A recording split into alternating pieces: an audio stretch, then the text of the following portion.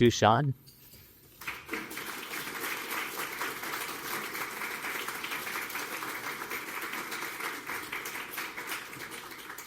All right, no pressure. We'll live up to that introduction. All right, first off, I've got notes here. To begin, I acknowledge that where I am speaking is on the ancestral territory of the Akokisa, the Atakapa, and the Karankala peoples. I pay respect to their elders, past and present, and extend that respect to their descendants and to all indigenous people. To acknowledge this land is to recognize its longer history and our place in that history. It's to recognize this land and its significance for the people who had lived and continue to live in this region, whose practices and spiritualities were and are tied to the land, and whose lives continue to enrich and develop in relation to the land and to other inhabitants today. I also want to thank Eric and James, who I don't know if he's here in the room, but the person who picked me up from the airport and shepherded me around yesterday and brought me to the Lambda dinner yesterday, and to thank everybody else who got me here. So, and obviously, I want to thank my mom and my dad because they obviously got me here on a basic level. And that's my way into talking about this, is that I want to acknowledge that while there was alcoholism around my family, that I wasn't aware of it, and it wasn't in my immediate family. There wasn't a lot of alcohol around in my house when I was a kid growing up. My parents very seldom drank. I remember the few times where they hosted a big adult party where they went and got alcohol for that party. But I'm the oldest of 7 kids, and there was no way they were going to be able to monitor the alcohol with 7 kids running around. So there wasn't a lot of sitting in a household. That said, from having heard stories of people who grew up in alcoholic homes, I share a lot of similar dysfunctional behavior, even though I did not grow up in a home with alcoholics. But I did find out that there were various relatives, cousins, uncles, great uncles that were alcoholics. So it did exist somewhere, and it did eventually impact my family. But I'm getting ahead of things. That I definitely lived in a dysfunctional household as a kid. So much so that I realize now, wow, that was pretty dysfunctional. But when you're a kid, you don't know that this is abnormal. It's just daily life. And one of the major things that was going on was that I was living in a home that was full of secrets. Secrets that I didn't learn about until I was a teenager. Some secrets that I didn't learn about until I was like in my 40s. And that eventually, as many of you may have imagined, I started keeping my own secrets at a certain point as well. So that, as a sort of like basic setup, my dad was epileptic. And that at a certain point, he lost his driver's license. So that made it hard for him to maintain a job. And like I said, I'm the oldest of 7. So there was a lot of malice defeat. That also the state of what treatment was, medication was given to epileptics at that point was way different than what's available now. And basically it was downers. And so muscle relaxants, so that he wouldn't go into seizures. And so when he would take the medication, it was basically leave dad alone. He's in the bedroom sleeping with, without a lot of light in the room. Leave him alone. Right? Which sounds probably, from what I've heard, what a lot of people who have had drunk parents lived with. I also, at a certain point in my childhood, mom would take advantage of the fact that she had her driver's license and he didn't, and just leave for a day or so. And no idea where she was, what was going on. And so dad would be asleep in the bedroom, mom would be gone, and we'd be sort of like fending for ourselves, like, climbing up on the kitchen counters to get the cereal, and feed ourselves. And again, not realizing that, it was weird to us, but we didn't think it was like this really out of the ordinary. It was just what was going on. So things were weird. As the firstborn son, and not just the first child in the family, but I was also the first grandchild for both sets of grandparents. I was the golden boy. It was like, you see photos of me from when I was a year old or whatever. I'm used to a camera being in my face. I'm like a lot, sort of really, really, soaking up the and being told how precocious I was, how sort of outgoing I was. That was really great, but there was also somewhere along the line, without me even fully recognizing when it shifted into it, of a set of expectations of that I needed to, quote unquote, live up to my potential. That I think a lot of that came from my dad, that very quickly recognized a weird dynamic between me and my dad, that my dad had a really large set of expectations of what I need to be doing, and feeling judged, I guess, of somehow I needed to be perfect. I needed to be great at everything. That was going to help make him somehow feel better about things. Because I do think the not losing his driver's license, the struggling to find a job, of feeling emasculated. And so if I could somehow excel, he was a success as well. I'll get further into that as I go on. But that, as a consequence, there was sort of making certain I did everything right, and constantly being guided into what he thought was appropriate for me, including ridiculing things that he thought was not appropriate for me, including things that might not seem masculine enough, that I very much liked to sing and was being told sort of like that's stupid. Don't do that. Critiquing, that I was not a good singer. So I okay, don't be doing that. That slowly this type of,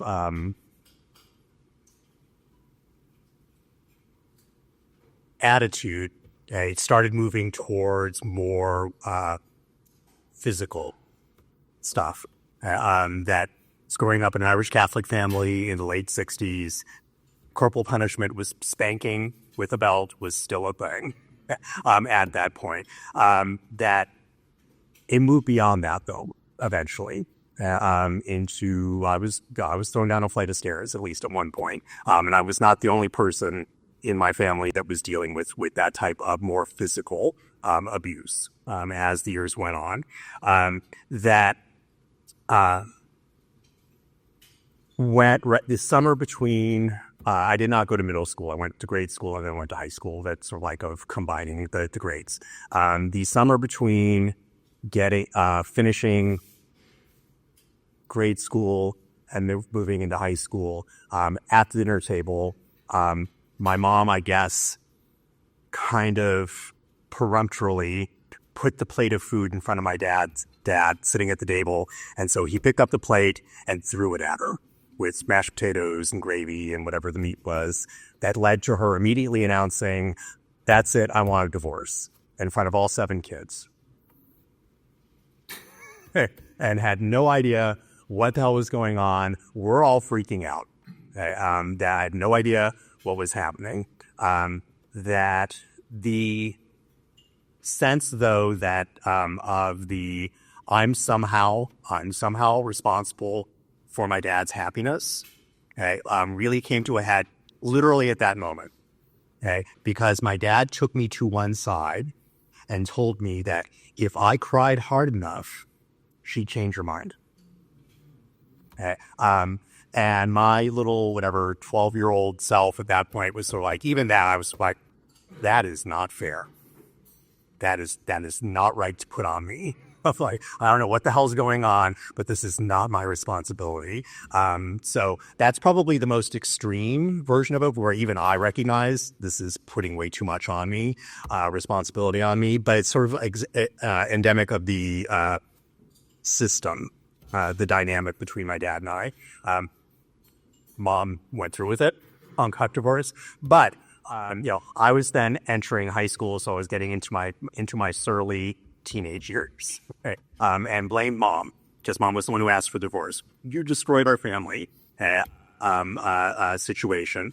That I, at that point, that's when I started learning what was going on. There was at some point where my mom and I had it out, and in the middle of the argument, I'm like, you're blah, blah, blah, and she's like, your dad was beating me up constantly. I had no idea. That was like completely waited till after we were all in bed behind closed doors. I had no idea. That's why she was disappearing for days at a time. It was like when she just couldn't deal with it anymore. And so I'm in the middle of my surly teenage rant and like,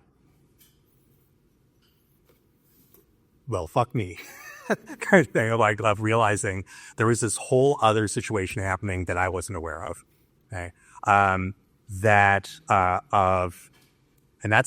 the tip of the iceberg. We'll get further on when I get in my 40s. But by that point, I was keeping my own secrets. Okay. That at maybe 8 or 9, I and some of my other brothers and eventually some other kids in the neighborhood were being sexually abused by a friend of the family. We kept that to ourselves for a while. Eventually, one of the other kids in the neighborhood spilled the beans. He did go to trial. He did go to jail.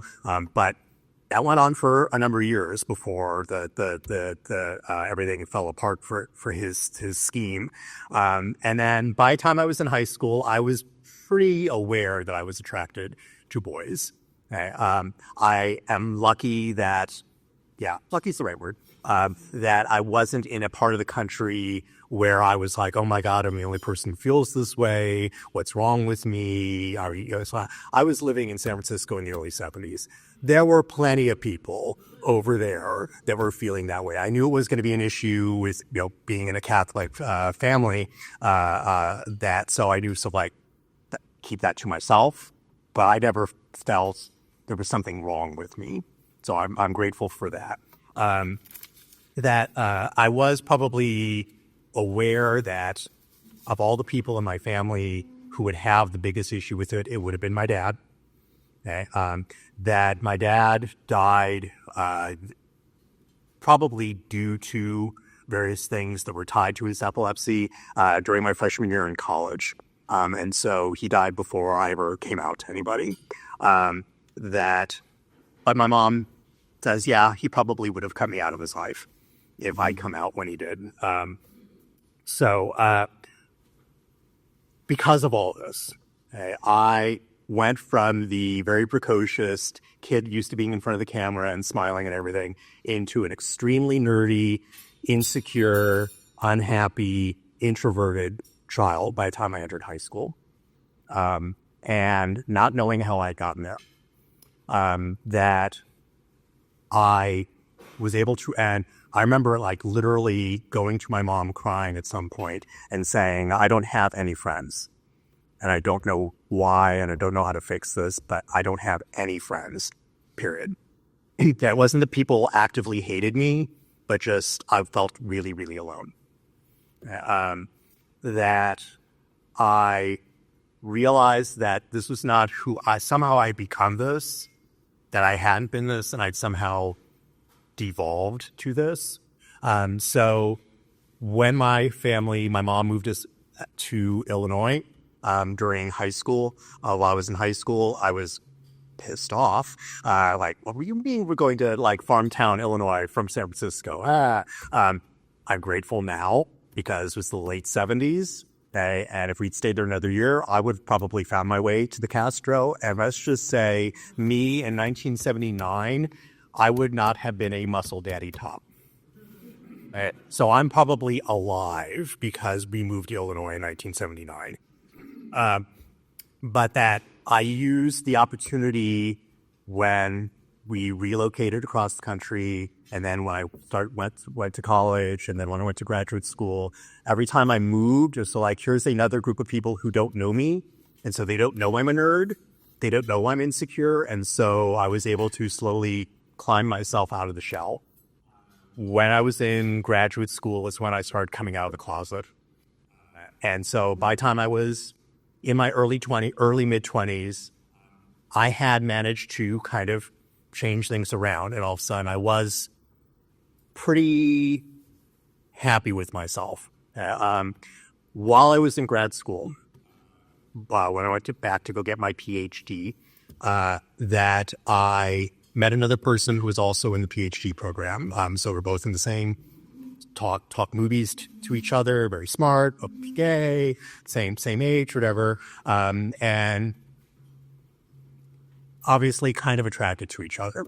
That in an early date, dinner, whatever, as we're starting to get to know each other better, he talked about his own family dysfunction, and how at some point because he felt so trapped, his parents wanted him to go to medical school.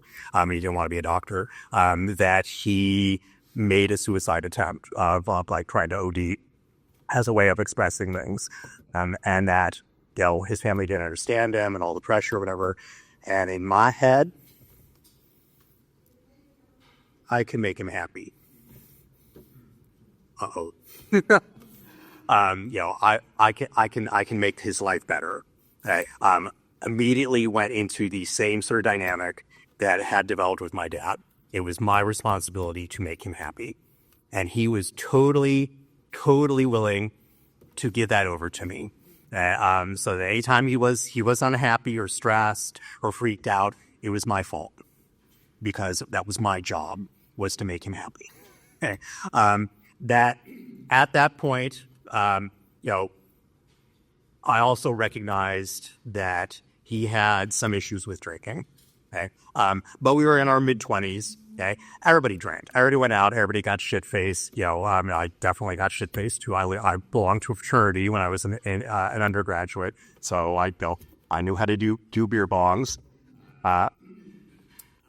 That we were all, it was cute and silly and stupid.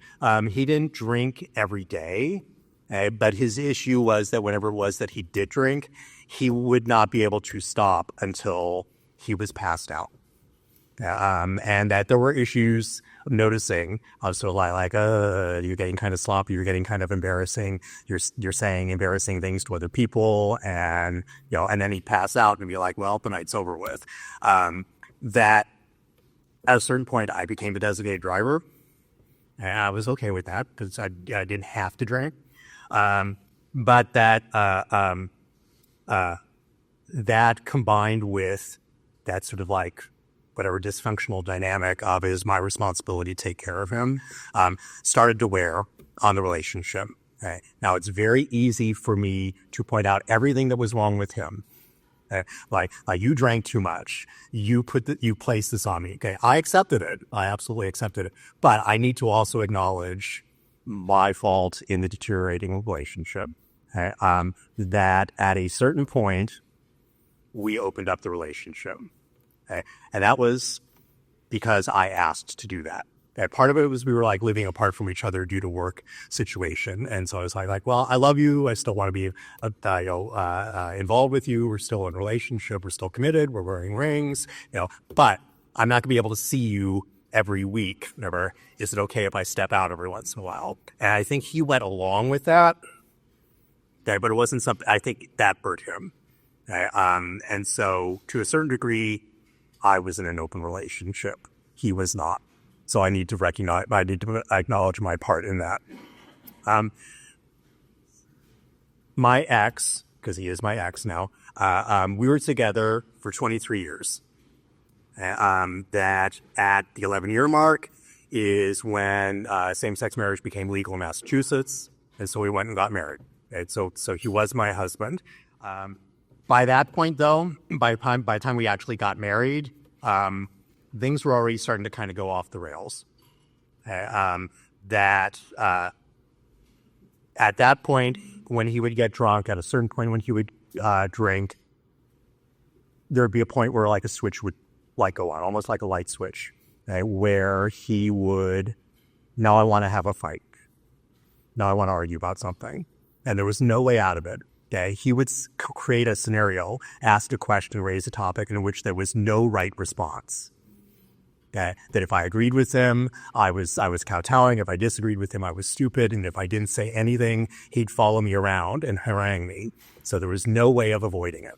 Okay? The best way of avoiding it was just to like hang on until he passed out. Okay?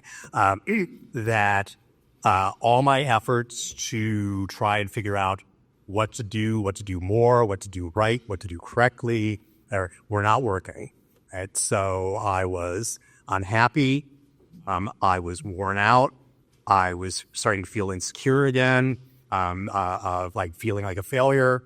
And so eventually my way of dealing with all that was to develop my own addiction. So yes, I'm a double winner. Yay. So yes, I learned how to smoke meth. We will that's a different story for a different speaker. So yeah, but there are definitely times where sort of like he'd get drunk and combative, and I'd like literally be so like, I'll show you, I'm gonna smoke meth. I'm gonna smoke meth at you. Anyway, I do not recommend that as a solution to your problem. But it's important because I think it does impact my Al-Anon story. That obviously that did not solve the situation. It just made things worse. It became sort of like a cycle, a circle. He'd get drunk, combative, pass out. I would go and use, often with other people.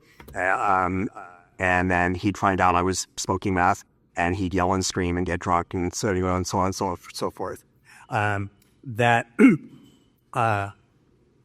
This went on for about like maybe 5-6 years until I realized I've got a problem. Okay. And he was totally fine with sort of like, yes, you have a problem. Okay.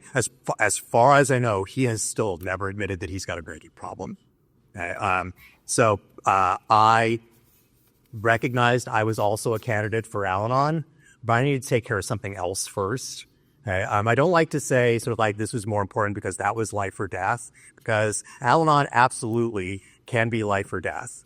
Okay. People can be at the point of thinking about harming themselves because they don't know their way out of, that are candidates for Al-Anon.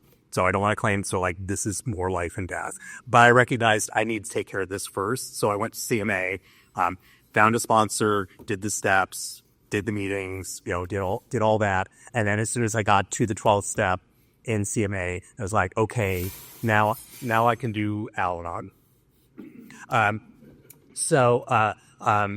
In looking for recovery, I had checked out AA, I checked out NA before I found CMA, because I'd never heard of CMA before. The only CMA I had heard of was the Country Music Awards.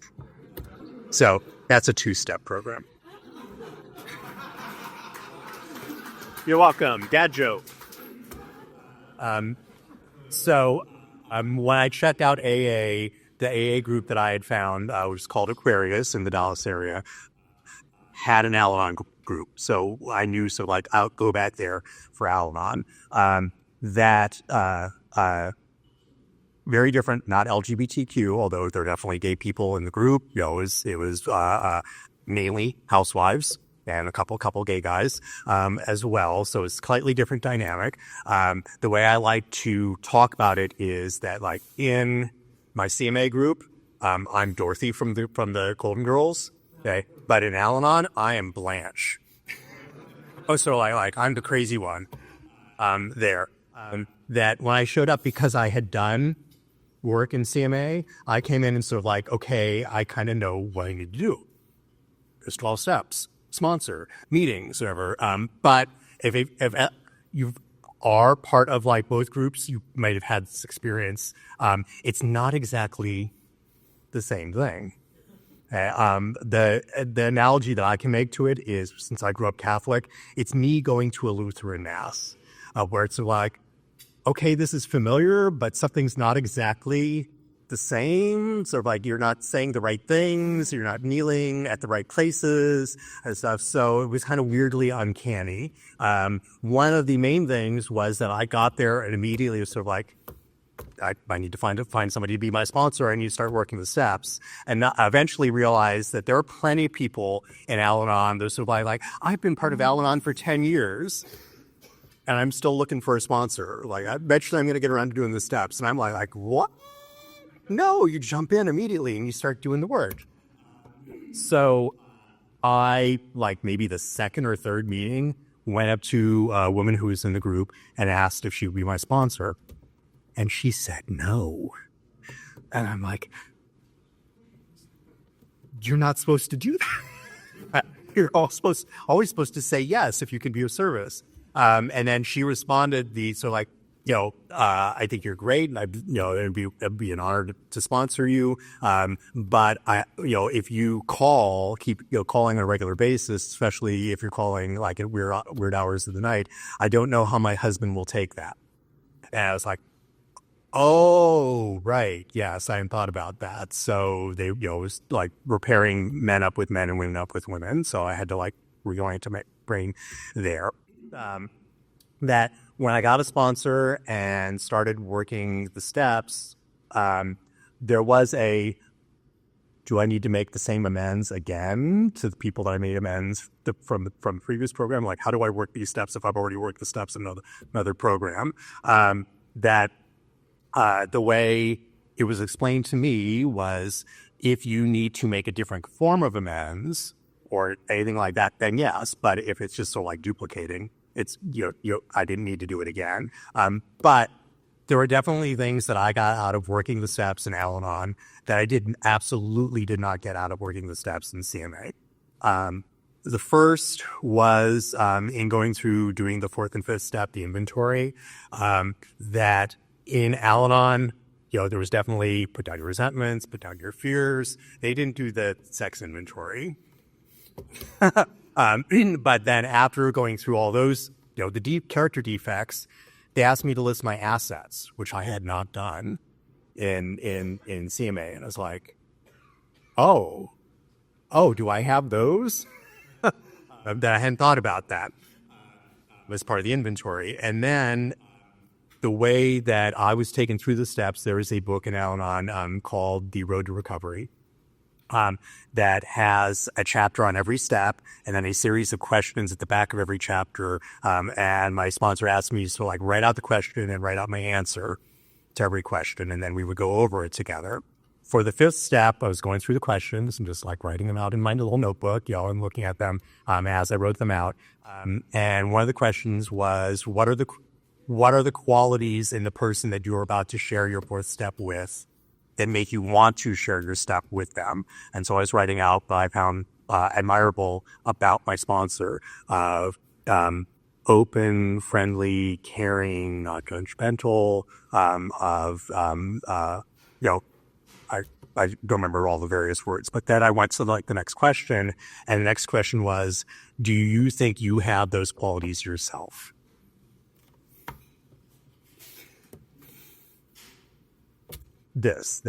I started bawling because I did. And I had to acknowledge that to myself.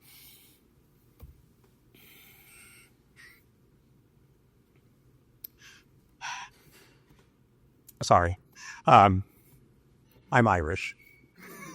So don't anybody start singing Danny Boy. We'll never get through the top. So that was something I had not encountered going through the steps in CMA, that kind of realization. A similar thing happened in going through step 8 and 9. In going through step 8, so like, who do I owe amends to? Finished writing out that new list, and my sponsor asked me if I needed to make amends to myself. My head exploded. That had never occurred to me, that might be something I might need to do. Absolutely, it was, because I had internalized a lot of the expectations of, and I still am that way. I still can be that way. I have to work on that. That made trying to make amends to that kind of amend to myself a little difficult. Okay, sort of like, stop beating yourself up. You're horrible because you beat yourself up so much. So I like to go, no, that's not solving the problem. That's just doing the same thing over again. So trying to figure out how to walk that line. That's still a process. But I would not have started that process if I had not been in Al-Anon. That the ability of Al-Anon to help me start recognizing how to take care of myself, to see that I am just as equally valuable as anybody else. I'm not more, but I'm not less. Okay? Help me get through my sobriety and get through my marriage. Okay? That, like I said, my husband never admitted that he had a drinking problem. And while I definitely was hoping to get sober and get through this so that I could try and help save the marriage, that at a certain point he decided he didn't want to fight anymore. Right. He definitely didn't want to stop drinking. That he, at some point, I had told myself that if he ever got drunk and got that combative, I want to fight type of thing, that I would leave the house, that I didn't deserve that. And that I wasn't going to just leave and then come right back home, that I would stay out of the house until I felt that it was safe for me to come back home. And eventually that happened, and I did. And luckily, there were people in the program that gave me some place to live for 3 months to just stay with them. And right as I was preparing to okay, I think it's safe to come back home, he decided to get drunk and called me and left a message on my phone as I was driving to an Al-Anon meeting. So I'm hearing him drunkenly say that's it, it's over with. And I'm like, well, I'm glad I'm going to a meeting. And that luckily, I was okay, at least at that point, that being an Al-Anon helped get me through that divorce. That it'd be easy to think after going through that, so well, he's out of my life. I don't need to keep going to Al-Anon anymore. Right? Just because the person that's traumatizing you is no longer part of your life does not mean that you're no longer traumatized. So I realized I still need to keep going. There was still stuff that I need to work through. I still need to work through. That in doing that, I've been able to deal with my family, talk with my family, talk with other people a lot better, learn more stories, be prepared for things. That the way that my brothers and sisters dealt with the dysfunction of growing up in that family, we all took different routes. Okay. I went down the journey that I went through. I have another brother that deals with anger management issues. One brother drank himself to death. Okay. Luckily, I was sober when that happened, and that I had been in Al-Anon, so I could be there and be ready to handle that when that happened. My being open and honest about everything with my mom led us to having greater conversations about what was going on in the house during my childhood, of recognizing that I knew that Dad, before they got married, had been in the seminary to be a priest. Okay? I'd known that. Okay? But it had to come to the realization of their wedding was in June, and I was born in October. Okay. And Dad was not in the seminary. Dad was a priest. Right. That them getting married and moving to California was to get away from various stuff. And so while I could choose to oh my God, all this stuff that Dad was the choices that Dad made, okay, it further made me realize the amount, why he felt so pressured, to try and make certain that the choices he made ended up being okay. Okay, that if I was a success, everything that he'd done was worth it. And if somehow I'd failed, then that was going to be a reflection on the choices that he made. Okay? The pressure's being put on him. He was the oldest of his family. So within an Irish Catholic family, you gave up the eldest son to the priesthood. Okay? I don't think probably he ever wanted that. Okay, but there was that pressure placed on him, and then the pressure placed on him after all this other stuff going on. Okay, so while I don't think it excuses it, I understand it better, and I'm able to forgive him for it. Al-Anon has helped me understand the complexity of people. Okay, Al-Anon definitely helps me in my other program because I still have a shitload of addicts and alcoholics in my life.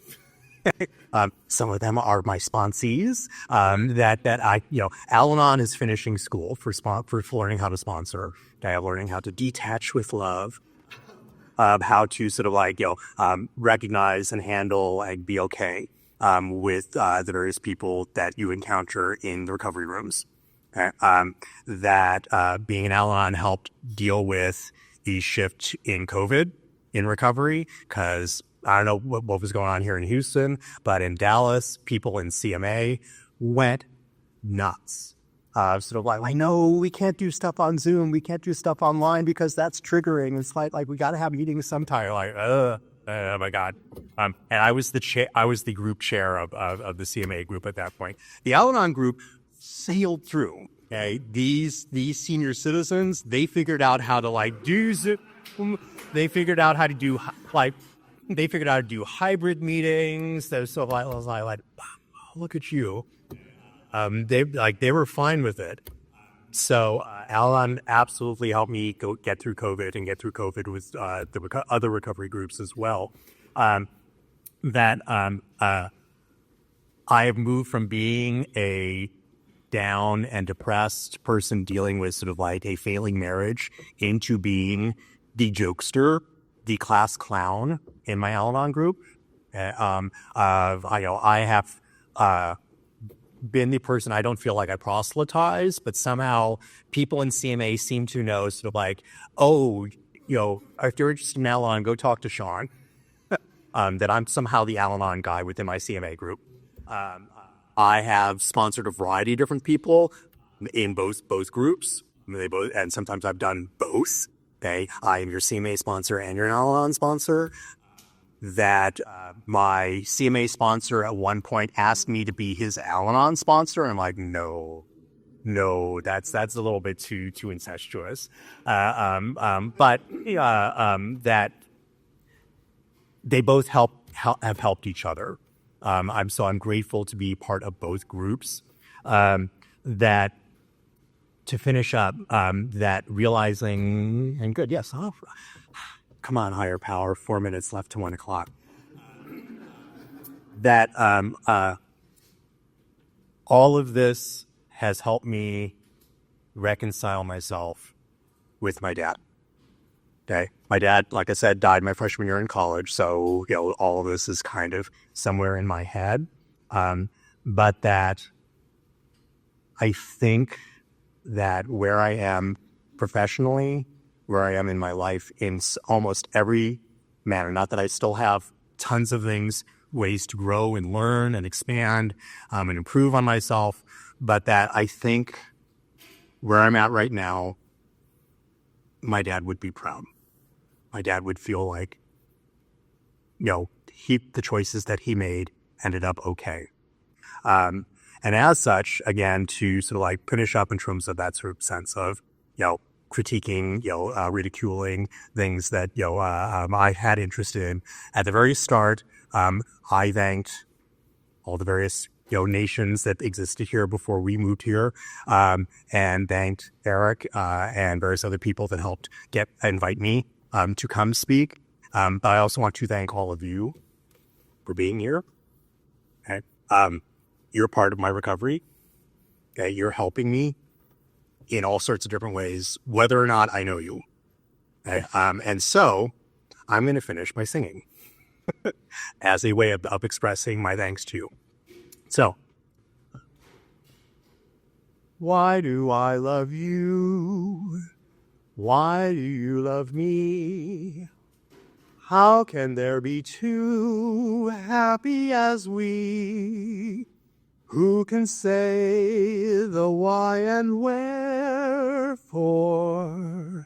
I should be the one you care for.